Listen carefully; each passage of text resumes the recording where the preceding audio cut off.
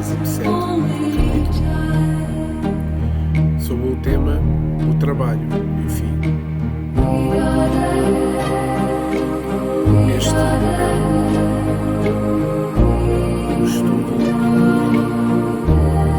um podcast no seu tempo, podcast das. Mas antes de começarmos o estudo, quero começar por pedir aos nossos guias, aos nossos amigos,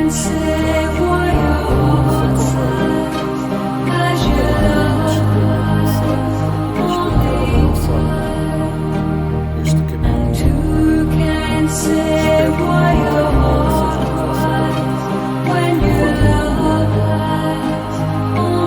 vos ajudar a despertar na vida espiritual.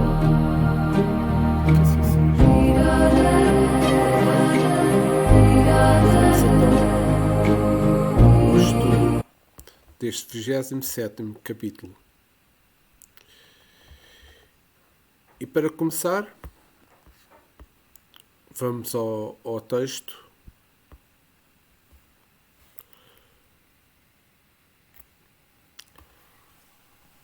Nunca poderia imaginar o quadro que se desenhava agora aos meus olhos. Não era bem um hospital físico, nem um instituto de tratamento normal da saúde orgânica. Era uma série de câmaras vastas, ligadas entre si e repletas de verdadeiros despojos, ou seja, restos humanos. Singular vozerio pairava no ar, gemidos, luzes, frases dolorosas pronunciadas ao acaso, rostos escaveirados, ou seja, que eram muito magros, mãos esqueléticas, fáceis, ou seja, os rostos monstruosos deixam transparecer terrível miséria espiritual. Tão angustiosos foram as minhas impressões que procurei os recursos da prece para não fraquejar. Ora, aqui já temos André Luiz, digamos, no seu novo serviço. Comparando André Luiz, a descrição feita por André Luiz sobre as zonas inferiores do umbral onde se encontrava ao chegar ao plano espiritual, vocês recordam-se no capítulo 1, André Luiz mencionou lamentos mais comovedores que os meus respondiam aos clamores. Outras vezes gargalhadas sinistras rasgavam a quietude ambiente. Formas diabólicas, rostos pálidos, expressões animalescas surgiam de quando em quando, agravando-se o assombro. Esta é a diferença. Qual é esta diferença que André Luiz mencionou no capítulo 1 e neste estamos agora a estudar o capítulo 27? Vejamos. Eram as mesmas figuras em desequilíbrio. Porém, nas zonas inferiores apenas eram observados os seus desvarios, até que representassem condições de serem acolhidos. Foi o que aconteceu. Foi o que aconteceu com o André Luiz também. Digamos, está nas zonas das câmaras de retificação localizadas nas vizinhanças do umbral, como falámos no capítulo anterior. Encontram-se em tratamentos assistidos fraternalmente pelos trabalhadores daquele ministério e de regeneração. Vejamos, então, qual é a importância da prece nestes momentos? Como André Luiz menciona, tão angustiosos foram as minhas primeiras impressões que procurei os recursos da prece para não fraquejar. Já falámos sobre a prece, mas a oração, neste caso, é a mesma coisa. Diante das situações que nos exigem forças para manter a calma e o equilíbrio, é a prece, é a oração, o recurso mais prático e eficaz. Balsamizando nossas emoções através de sintonias mais elevadas. Daí a importância da prece em muitos momentos. E vejamos só no Fenelon, no Revista Espírita de 1861, sobre a prece, este espírito superior menciona: opresse o coração, evocando incessante da criatura ao Criador. Se conhecem tuas forças, Quantos corações arrastados pela fraqueza teriam corrido a ti no momento da queda? Tu és o precioso antídoto que cura as chagas, quase sempre mortais, que a matéria abre no espírito, fazendo correr em suas veias o veneno das sensações brutais. A importância da prece é algo que devíamos pensar muito bem. Mas vamos continuar com o texto. Tobias, imperturbável, chamou velha e servidora, que acudiu atenciosamente. Vejo poucos auxiliares, disse admirado. O que aconteceu? O ministro Flacus esclareceu a velhinha, então respeitoso determinou que a maioria acompanhasse os samaritanos para os serviços de hoje nas regiões do umbral. Há que multiplicar energias, tornou ele sereno. Não temos tempo a perder. Ora, o que é que está a acontecer neste momento para estarem poucos auxiliares neste serviço? Vejamos, é compreensível a urgência de deslocar os tarefeiros daquele setor para um grupo de samaritanos que atuam nas regiões do umbral. No entanto, aquele quadro de poucos auxiliares, como menciono, representa a dificuldade de se regimentar esforços de colaboração entre os habitantes da colónia que estejam aptos a demandarem grande esforço de doação em si a favor dos espíritos necessitados. Mas à medida que a Terra se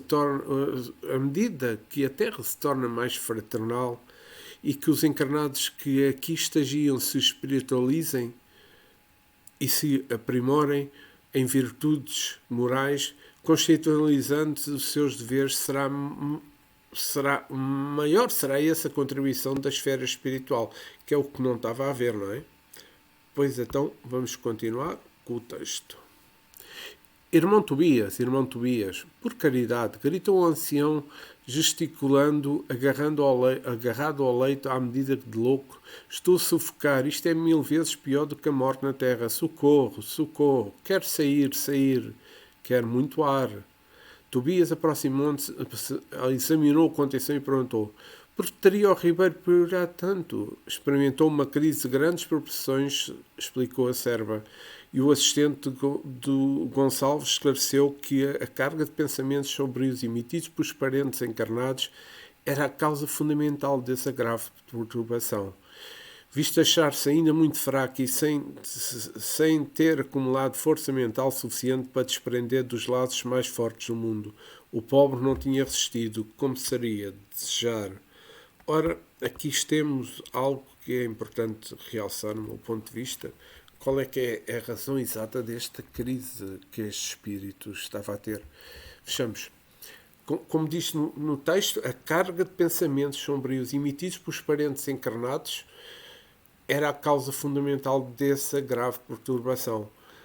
Vejamos, eternamente ligados pelos laços de amor, os entes queridos que permanecem na Terra transmitem pensamentos, sentimentos aos desencarnados através dessa sintonia, não é? A compreensão espiritual é extremamente importante para que se entendam que a vida continua e a separação só existe nas barreiras do corpo físico e que o espírito também sofre e precisa estabelecer-se sua harmonia. Ora, aqui, assim como o espírito enfraquecido daquele que já possui compreensão é afetado pela revolta e inconformismo dos parentes terrenos, como é que isto realmente funciona, não é? É que quanto mais debilitado, maior a percussão e o descontrole. Como está no texto, visto achar-se ainda muito fraco e sem ter acumulado força mental suficiente para desprender-se dos laços mais fortes do mundo. Ou seja, no entanto, o espírito em condição de entendimento e harmonia também sofre com a dor dos encarnados, lamentam pela falta de fé deles e falta de confiança em Deus. Aqui, eu vou só mencionar aqui uma parte que eu acho que é importante. Na religião dos espíritos, pelo Espírito Emmanuel, no capítulo 50, antes os que partiram, Emmanuel menciona: nenhum sofrimento na terra será comparável àquele que o coração que se debruça sobre um outro coração gelado e querido que o caixão transporta para o grande silêncio.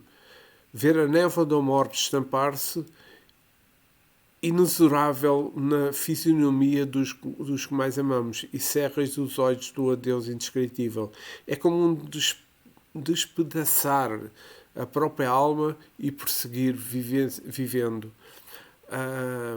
Todavia, quando semelhante provação se bate à porta, reprime o desespero e dilui a corrente da mágoa na fonte viva da oração, porque os chamados mortos são apenas ausentes e as gotas do teu pranto lhes fustigam a alma como chuva de fel.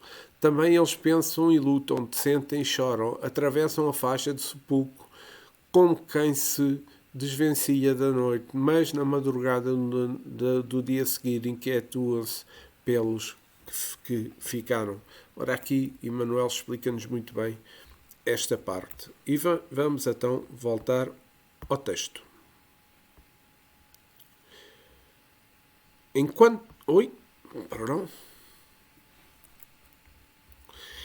o generoso Tobia acariciava a fronte do enfermo, a serviçal prosseguia esclarecendo. Hoje, muito cedo, ele se ausentou sem conhecimento nosso, a correr desmedidamente. Gritava que lhes exigiam a presença no lar, que não podia esquecer a esposa e os filhos chorosos, que era crueldade retê-lo aqui, distante do lar. Lourenço e Hermes esforçaram-se por fazê-lo voltar ao leito, mas foi impossível.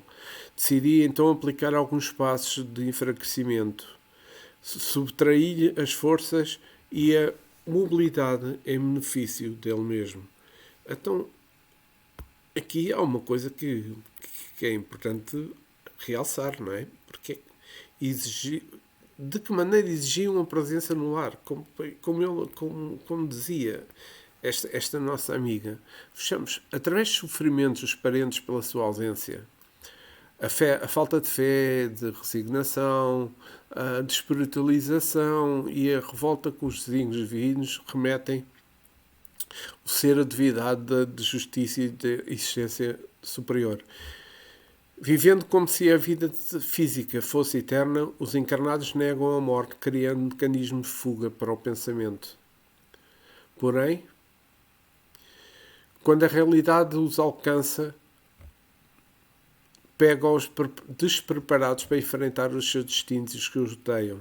Portanto, devemos assumir conscientemente nossa condição temporária na Terra, vivendo plenamente o momento presente, mas certos do futuro que nos espera. O que é importante é nós temos essa noção e vejamos nas sementes da vida eterna de Joana de Ângeles, o Espírito de Joana de Ângeles menciona. Todos os homens na Terra são chamados a esse testemunho, o da temporária despedida. Considera, portanto, a imperiosa necessidade de pensar nessa imposição e deixa que a reflexão sobre a morte faça parte do teu programa de assuntos mentais, com que te armarás desde já para o retorno ou para enfrentar a paz a partida dos teus amores. E é assim mesmo, não é? E voltemos aqui a outra parte. Que tipo de passo é que foi aplicado? Como ela menciona aqui, que então decidiu aplicar alguns passos de enfraquecimento. O que é isto? Os passos de enfraquecimento. Depois já verificámos na chegada de André Luiz ao hospital do nosso lar a aplicação de passos magnéticos. Isto aconteceu no capítulo 5. Em seu tratamento visam fortalecer. Aqui são utilizadas técnicas onde a ação fluídica do passo tem um efeito calmante, de enfraquecimento. Ou seja, a exaltação que estava a ter este espírito obrigou a isso, realmente. Ou seja, vejamos na Gênese, onde Allan Kardec menciona a aptidão de curar por influência fluídica é muito comum e pode ser desenvolvida por meio de exercício. Continuou Allan Kardec. O fluido universal é um elemento primitivo do corpo carnal e do perispírito. O perispírito também é feito de matéria, mas uma matéria mais subtil, nada comparado com o corpo físico, os quais são simples transformações dele. Pela identificação da sua natureza, esse fluido condensado num perispírito pode fornecer princípios reparadores ao corpo. O espírito encarnado ou desencarnado é o agente impulsor que infiltra num corpo deteriorado uma parte de substância em seu invólucro fluídico. A cura se opera mediante a transformação de uma molécula doente por uma molécula sã. E aqui o passo serve exatamente para isso. Temos que compreender que todos aqueles que estão ligados ao espiritismo e que frequentam casas espíritas, percebe-se que quando vão aos dias que há o passo magnético, o passo é extremamente importante. É como um recomeçar, digamos, do nosso espírito. O espírito fica mais fortalecido, fica mais forte, parece que já está pronto a abrir uma porta e continuar o seu caminho. É muito importante o passo magnético. Muito, muito, muito importante. Vejamos o texto novamente. Fez muito bem, acentuou Tobias, pensativo. Vou pedir providências contra a atitude da família. É preciso que ela receba maior bagagem de preocupações para que nos deixe Ribeiro em paz. Fixei o doente procurando identificar-lhe a expressão íntima, verificando a legítima expressão de um dementado. Ele se chamara Tobias, como uma criança que conhece o benfeitor, mas o acusava profundamente, acusava profundo ailhamento de quando se dizia a seu respeito. Notando a admiração, um novo orientador explicou: o pobrezito permanece na fase de pesadelo, em que a alma pouco mais vê e ouve do que as aflições próprias. E vamos tentar compreender esta parte do texto. O que é essas providências quanto à atitude da família? Que Tobias estava-se a referir quando falava com André Luís. É preciso que ele receba a maior bagagem. Como diz também no texto, é preciso que a família receba a maior bagagem de preocupações, ou seja, para que deixe Ribeiro em paz. Que começares a pensar noutros problemas. E vejamos, os amigos espirituais exercem influência sobre os acontecimentos da vida, como nós sabemos. E por vezes necessitam fomentar situações que nos tirem da rotina mental perniciosa que nos encontramos. Mas isso não significa que estejamos atuando contrariamente ao bem. Tais providências ocorrem levando a consideração as leis da natureza e as tendências que aguardavam um momento oportuno para se manifestarem. Ou seja, no Livro dos Espíritos, na questão 252, Allan Kardec faz o seguinte comentário. Fijamos que eu acho que é importante, né, nesta parte do texto. Imaginamos erroneamente que a ação do Espírito se deve manifestar somente nos fenómenos extraordinários. Perdão. Desejaríamos que nos viessem ajudar por milagres e nós os representáramos sempre armados com uma varinha mágica. Mas não é assim. E porque a sua intervenção nos é oculta o que fazemos, embora com a sua colaboração parece muito natural. Esta é a realidade. E continua Kardec. Assim, por exemplo, provocarão a reunião de duas pessoas que parecerão se reencontrar por acaso. Aspirarão a alguém o pensamento de passar por um determinado lugar. Chamarão a atenção sobre um determinado ponto. E se isso deve causar o resultado que tenhamos em vista obter. Estão a entender aqui como é que realmente os espíritos atuam. Vejamos também aqui, o que parece um mal nem sempre o é. Frequentemente, do mal que vos aflige sairá um bem muito maior. E o que não compreendereis enquanto pensardes somente no momento presente ou em vós mesmos. E depois também está aqui uma frase que eu acho de Kardec que é muito importante. Na questão 536, tudo tem uma razão de ser e nada acontece sem a permissão de Deus. Perdão, isto não é uma frase cara, isto é os espíritos superiores é que mencionam isto. Mas vejamos que quando é necessário atuar, os espíritos de bem atuam com o objetivo de realmente haver um bem maior nisso. Como o comentário de Kardec menciona muito bem. O que é que significa então o pobrezinho permanece na fase de pesadelo em que a alma pouco vê e ouve que as suas próprias aflições. Como já vimos que na transição da vida material para a vida espiritual, o espírito passa de um estado de confusão de ideias, denominado chama-se de perturbação, também que a lucidez volta à medida que se apaga a influência da matéria, que no caso Ribeiro ainda não ocorreu, e que o tempo de durável é variável. Mas vejamos, no comentário de Kardec, na questão 165, essa perturbação, estamos a falar desta perturbação, que eu mencionei agora, essa perturbação apresenta circunstâncias particulares de acordo com o caráter do indivíduo e principalmente com o género de morte. Cada caso, neste caso, cada caso é um caso, não existe casos iguais. Mas voltemos ao texto.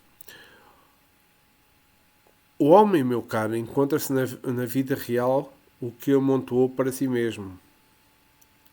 Nosso Ribeiro deixou-se empolgar por numerosas ilusões. Eu quis indagar da origem dos seus padecimentos, conhecer-lhes a providência, ou seja, a razão, e o histórico da situação. Entretanto, recordei os criteriosos ponderações da mãe de Lisias, relativos à curiosidade e calei. Tobias dirigiu ao enfermo generosas palavras de otimismo e esperança. Prometeu que iria providenciar recursos a melhores, que mantivesse calma em benefício próprio e que não se aborrecesse por estar preso à cama. Ribeiro, muito trêmulo, rosto pálido como cera, esboçou um sorriso muito triste e agradeceu, em lágrimas. Ora, aqui está algo que é importante realçar. Como diz aqui Tobias, o homem, meu caro, encontra na vida real. O que é realmente então esta vida real? A matéria é transitória, a vida real e eterna é a vida espiritual. Como já sabemos, foi só um pequeno apontamento que eu acho que é interessante sempre falarmos. No Evangelho também sobre segundo o Espiritismo, Allan Kardec, no capítulo 23, item 8, a vida espiritual é a verdadeira vida. É a vida normal do espírito, sendo transitória e passageira a existência terrestre, espécie de morte que, comparada ao esplendor e à atividade da outra, o corpo não passa de simples revestimento grosseiro que temporariamente cobre o espírito, verdadeiro cárcere que o prende ao sol terreno, da qual se sente feliz em se libertar. Esta parte é importante. E que também Ribeiro ainda não tinha... Ribeiro, neste caso estamos a falar do espírito que está doente. Ainda não tinha força mental suficiente para desprender-se dos laços mais fortes do mundo, como está mencionado aqui no texto. Vejamos porquê. É que o Ribeiro deixou-se empolgar por numerosas ilusões, resultando num condicionamento mental que o acompanharia nesta vida espiritual, que é a vida onde ele está. A grande maioria das desarmonias e sofrimentos que do espírito na erraticidade são consequência da forma como ele encara a vida material, que encarou, neste caso, a vida material. Porque nós, o que somos na Terra, passamos para o plano espiritual, somos exatamente assim. Pois os valores reais transcendem as aparências e os prazeres transitórios. Fechamos também, só um pequeno apontamento, no livro Plenitude de Joana de Ângeles, ela menciona a ilusão da posse, a presença de paixões primitivas, o egoísmo, agasalhados enquanto no corpo transferem as chagas que geram para além da sepultura, cá está, para a vida espiritual. Desde que o homem é espírito e este energia, as suas enfermidades permanecem impregnadas, produzindo ulcerações, ou seja, lesões marcantes onde quer que se encontre no corpo ou fora dele. As sensações que são predominantes na individualidade permanecem enquanto atrasado, sensual, amante de prazeres vinculados aos pensamentos sinistros, morais, egoísticos, fazendo experimentar a própria densidade vibratória que era habitual durante a conjuntura orgânica. Aqui vejamos que esta parte é importante e que, continuando só aqui um pouco mais do que o João Antanjo menciona neste livro, Plenitude, tenta o contacto com os familiares e amigos que ficaram e eles não se apercebem o que os aflige de dores morais extremas, levando-os à loucura, à agressividade, ao desalento. Em alguns momentos, esbranjeia, se enfraquece, entregando-se às angústias do desespero e desmaia, para logo recomeçar sem fim, até que quando brilha na consciência o amor, que o desperta para um outro tipo de sofrimento e de remorso, arrependimento, que o conduz ao renascimento, para a recuperação sobre os estigmas, as marcas da cruz que traz gravado na existência. A conduta mental e moral cultivada durante a existência corporal proporciona resultados correspondentes, impregnando o ser com hábitos que se transformam em experiências de libertação ou retenção consoante a qualidade de que se revestem. Acho que esta parte é muito esclarecedora deste livro Plenitude de Joana de Anjos sobre o que estamos a falar aqui no texto. Mas continuemos com o nosso texto. Seguimos através de numerosas filas de camas bem cuidadas, sentindo a desagradável exaltação ambiente, oriunda como vim a saber mais tarde das emanações mentais dos que ali se reuniam com as dolorosas impressões da morte física e muitas vezes sob o império de baixos pensamentos, reservam-se estas câmaras, explicou o companheiro bondoso, apenas a entidades de natureza masculina. Tobias, estou a morrer de fome e de sede, brandava um estagiário. Socorro, irmão, gritava o outro. Por amor de Deus, não suporto mais, exclamava ainda o outro. Já estamos a verificar que isto é um pouco assustador, mas é pura realidade. O que são estas emanações mentais que está mencionado nesta parte do texto que eu li? São as manifestações do pensamento, elaborando pensamentos que cada um de nós cria em si um campo de vibrações impulsionadas pela vontade consciente ou não, isso depende, que estabelece a onda mental própria capaz de caracterizar individualmente, ou seja, a aura. Nos mecanismos da mediunidade, André Luiz menciona: nos fundamentos da criação vive o pensamento imensurável do Criador e sob esse plasma divino, que é o fluido cósmico universal, vive o pensamento mensurável da criatura, a constituir-se no vasto oceano da força mental em que os poderes do espírito se manifestam. Só aqui outra parte. A matéria mental elaborada em aspectos fundamentais diversos obedece a princípios idênticos àqueles que regem as sensações atómicas na esfera física, demonstrando a divina unidade do plano do universo. Acho que ficou esclarecido esta parte. Então, os pensamentos dos encarnados exalam cheiro, como está aqui mencionado no texto. Vejamos. A mente produz no meio fluídico para acender a luz, que isto começou a ficar um pouco escuro de um momento para o outro. A mente reproduz no meio fluídico as impressões guardadas da matéria, isto é, as lembranças enquanto encarnados registadas pelos sentidos físicos. E dessa maneira que o espírito também dos encarnados exprime a sua aura em aspectos dos seus pensamentos, como o cheiro, a cor, o brilho, os sons, a forma, o sabor, as sensações. Isto é importante realçar, porque se recordam, e se já leram um livro Ação-Reação, e se não leram devem ler porque é de extrema importância, está mencionado. Vocês não ignoram de todas as vocês não ignoram que todas as criaturas vivem cercadas do halo vital das energias que lhes vibram no âmago do ser. E o seu halo é constituído por partículas de força a se irradiarem em todos os lados, impressionando-nos o olfato de um modo agradável ou desagradável, segundo a natureza do indivíduo que as irradia. Assim sendo, qual ocorre na própria Terra, cada entidade no plano espiritual se caracteriza por exalação própria. Ou seja, entretanto, o cheiro alarmante da carne em decomposição era para nós ali um conhecimento excepcional. Eu acho que esta parte da ação e reação é extremamente importante e é um livro que todos devíamos ler. Todos devem ler, estudar este livro. E mais tarde também irei fazer o estudo deste livro. Estou a fazer uma certa sequência e vou intercalar a seguir a este estudo do nosso lar. Perdão.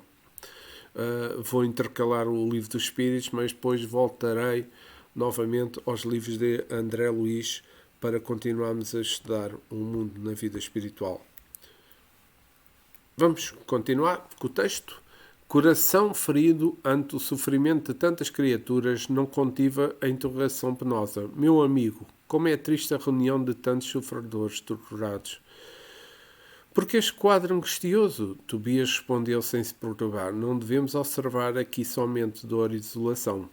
Lembre, meu amigo, que estes doentes estão atendidos e que já se retiraram do umbral, onde tantas armadilhas aguardam os imprevidentes, cuidadosos de si mesmo. Nestes pavilhões, pelo menos, já se preparam para o serviço regenerador. Quanto às lágrimas que revertem, recordemos que devem a si mesmo esses padecimentos.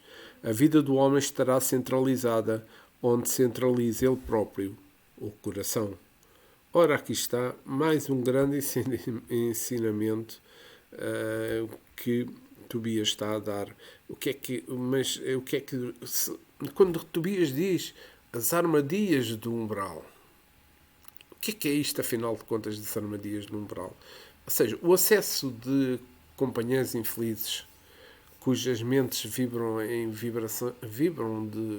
em baixa frequência, digamos assim, consequências dos pensamentos inferiores que se encontram, suas mentes também desequilibradas, a sintonia correspondente para induzi-las na indução mental, ou seja, nos mecanismos da mediunidade que André Luiz menciona.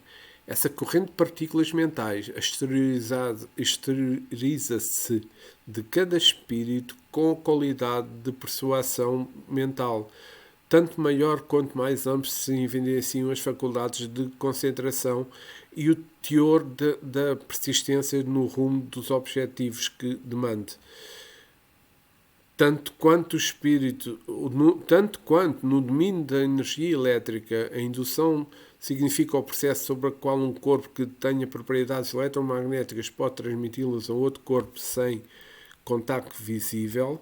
No reino dos poderes mentais, a indução exprime processos idênticos, porquanto, ou seja, visto que a corrente mental é suscetível de produzir as suas próprias peculiaridades, digamos assim, e outra corrente mental que se sintonize. Vê se eu consigo explicar. Isto é tanto na energia elétrica quanto no mentalismo, ou seja, no poder da mente. O fenómeno obedece à conjugação de ondas, enquanto permanece a sustentação do fluxo energético.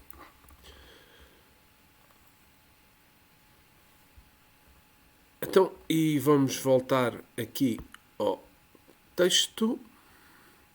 texto, salvo seja, vamos voltar aqui a esta parte do texto que diz: a vida do homem estará centralizada onde se centralize ele próprio, o coração. O que é que isto quererá dizer? Ou seja, eu penso que no meio fluídico a criatura encontra a sintonia das forças das suas próprias emanações mentais, sejam boas ou sejam infelizes, que potencializam os sentimentos semelhantes. Ou seja, eu vou buscar aqui novamente os mecanismos da mediunidade de André Luiz. Vou buscar esta parte do texto.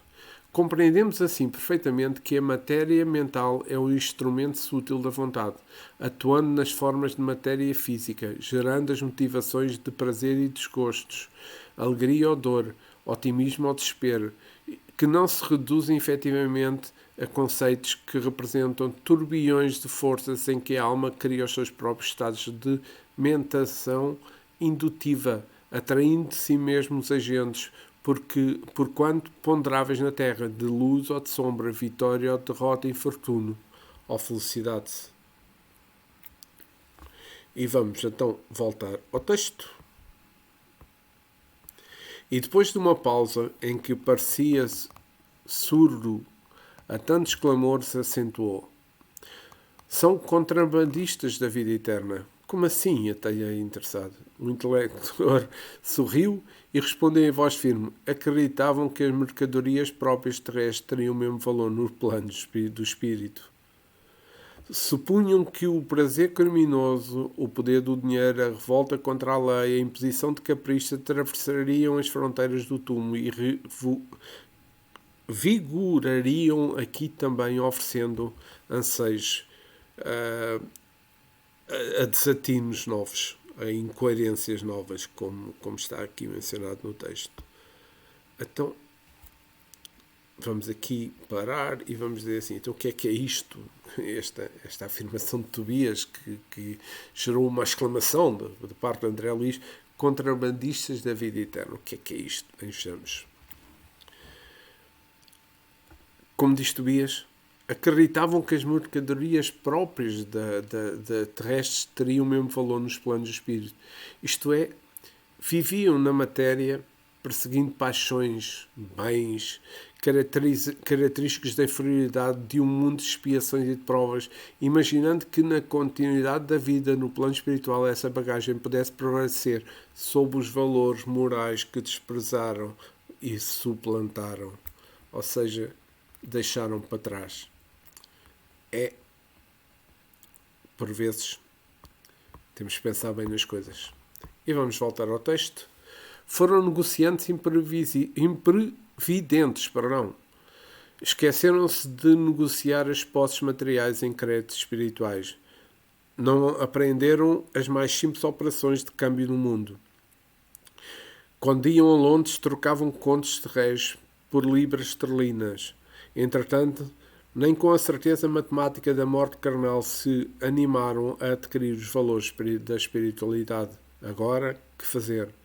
Temos os milionários das sensações físicas transformados em mendigos da alma realíssimo. Tobias não podia ser mais lógico, exclamou André Luiz. E realmente não poderia ser mais lógico. O que é isto, então?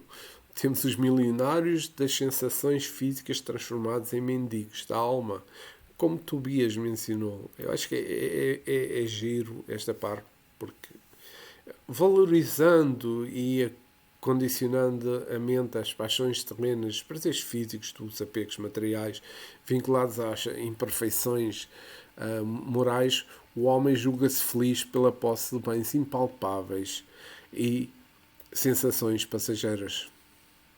Chegando ao termo da existência da vida corporal, também finda as fontes materiais de tudo o que acumulou, restam-lhes apenas de valor as virtudes da alma, as boas ações praticadas, os bons sentimentos alimentados em seu coração.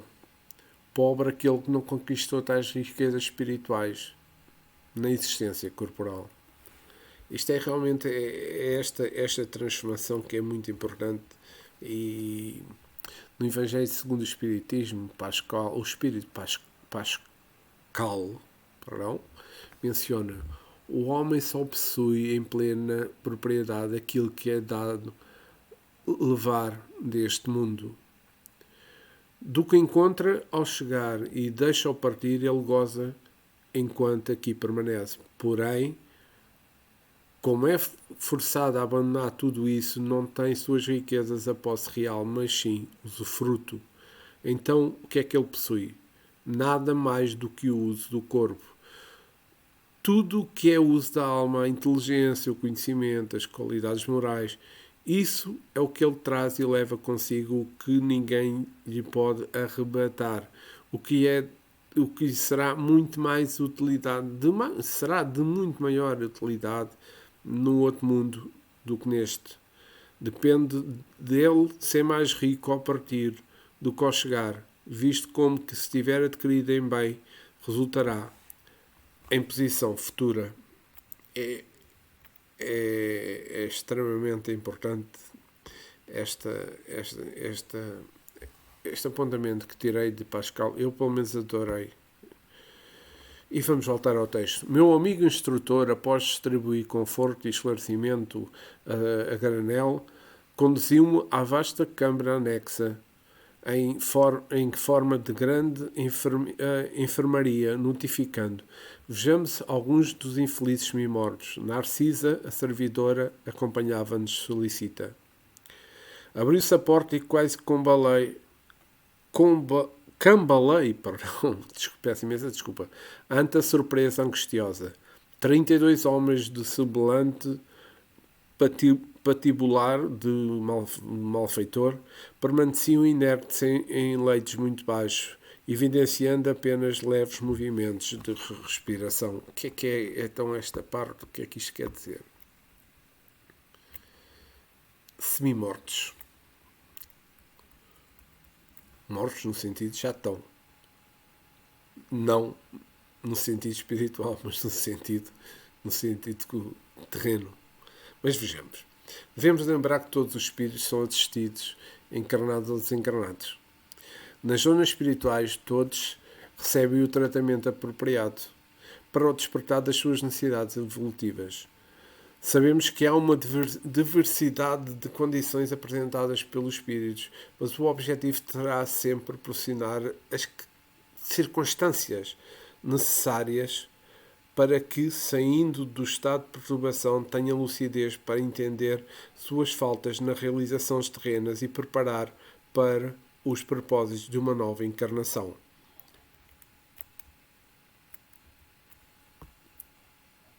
E voltemos ao texto, que estamos quase a acabar este 27º capítulo.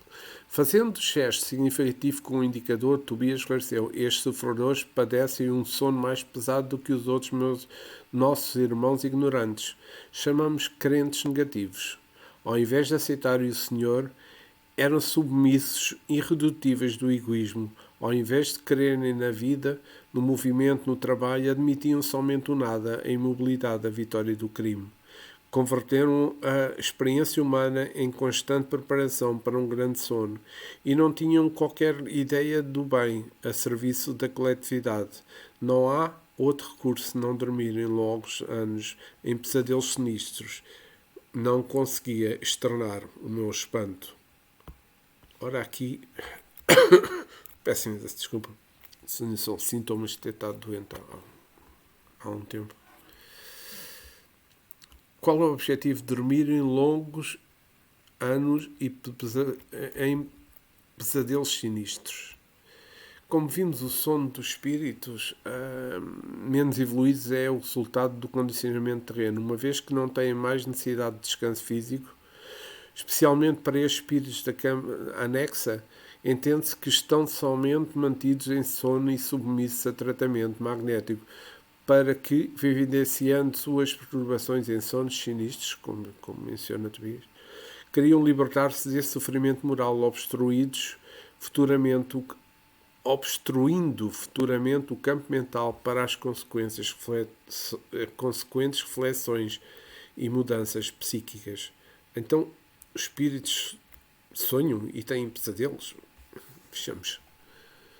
Enquanto encarnados, os sonhos ocorrem durante a emancipação da alma, quando os laços que unem o espírito ao corpo ficam mais ternos, mais flexíveis. O corpo perispiritual age com maior liberdade, permitindo que as suas preocupações de se ver envolvido em ondas de imagens, pensamentos e da própria mente dos que são afins e do mundo exterior, plasmar na organização perispiritual impressões e imagens de arquivo da memória, do subconsciente, inconsciente e superconsciente. Exercer atividade real e efetiva, encontrando-se com parentes, espíritos afins, instrutores, amigos e também os inimigos desta ou de outra existência. No caso dos desencarnados, o sono pode ser natural, em consequência do condicionamento mental do descanso físico que tinha, ou magnético, induzido pelo magnetismo de outros espíritos, de forma consciente para a sua instrução, ou como se estivessem vivenciando simular os sonhos e pesadelos. Veremos também no capítulo 36, muito mais à frente, que durante o sono o espírito consciente poderá ser conduzido a abandonar provisoriamente o seu perispírito ainda grosseiro e ser transportado a mundos superiores. Vamos aqui para a última parte deste texto. Muito cuidado, Tobias.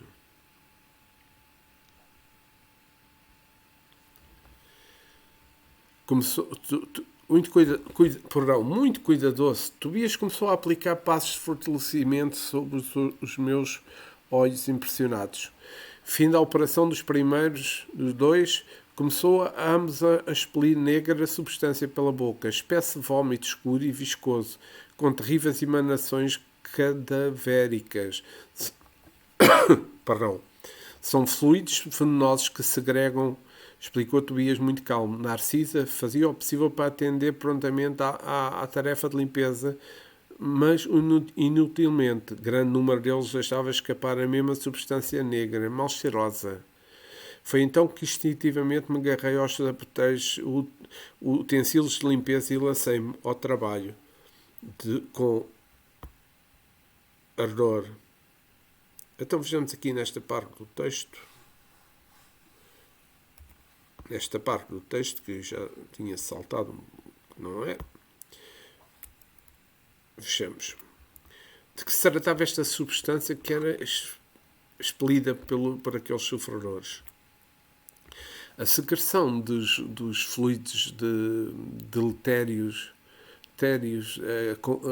acumulados no organismo perispiritual, percebe-se que esse acumular de fluídico tão grosseiro e pesado, fruto das harmonias psíquicas ou influxo magnético dos benfeitores espirituais, são expelidos automaticamente na forma de vômito, assim como os encarnados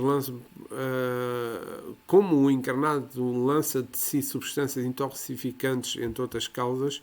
Essa limpeza gradual é necessária para a reorganização das funções energéticas dos centros de forças, contribuindo com a fluidez mental. Esta parte é muito importante e que nós possamos compreender o que é realmente o que um espírito passa quando chega ao plano espiritual, caso esteja com grandes desarmonias no seu espírito.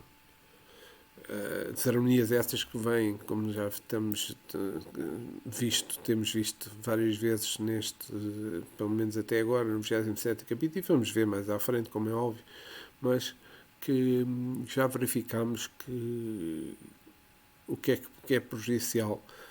Muitas vezes nós abdicamos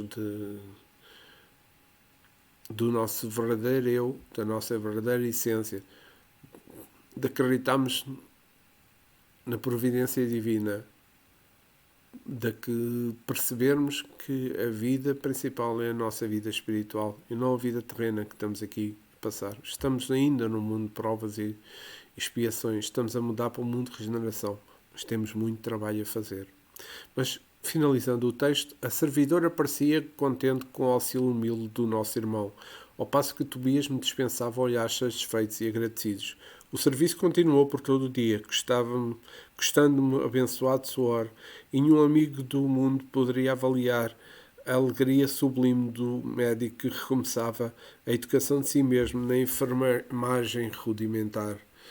Então, aqui, assim chegamos ao final deste 27º capítulo, mas eu gostaria... Qual é a maior importância da iniciativa de André Luiz? Quando ele diz que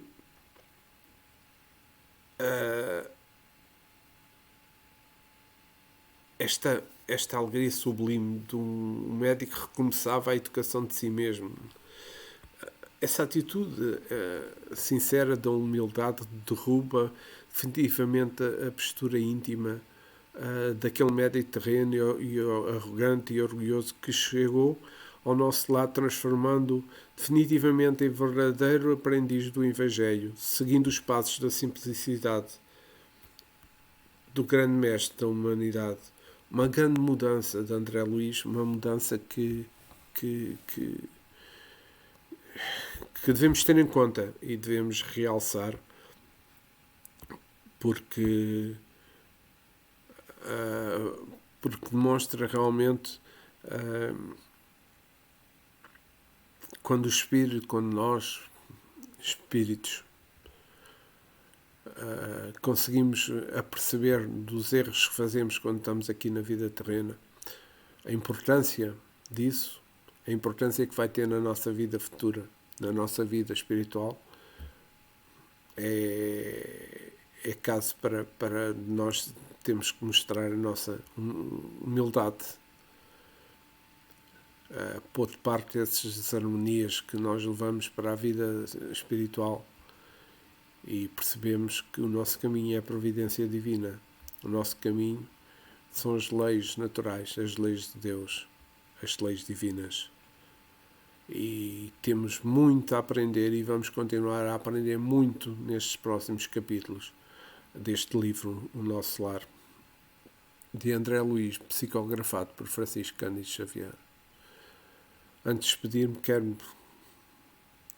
agradecer aos nossos guias, aos nossos amigos espirituais, permitirem este momento e que eu possa ter tido o discernimento necessário para dar explicações de uma forma simples, mas direta, para que todos compreendais aquilo que estou a tentar transmitir.